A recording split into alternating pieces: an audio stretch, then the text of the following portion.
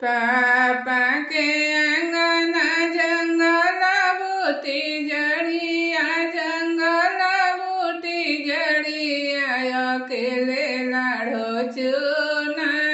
है रे जोग जड़िया अकेले लाड़ो चूना है रे जोग जड़िया चाचा के अंगना जंगल बूटी जड़िया जंगल बूटी जड़िया अकेले लाड़ो चूना है रे जोग जड़िया अकेले लाड़ो चूना है रे जोग जड़िया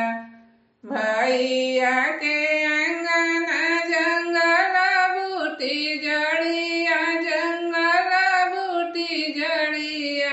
अकेले लाड़ो चूना है रे जोग जड़िया अकेले लाड़ो चूना है रे जोग जड़िया लाड़ो के टिकावा चमा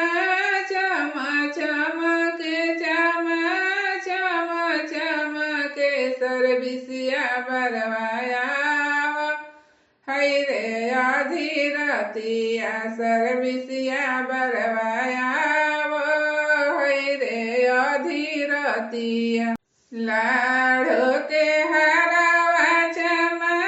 चमा चमके चमा चमा चमके सर्विसिया बरवाया है रे आधी रातिया सर्विसिया बरवाया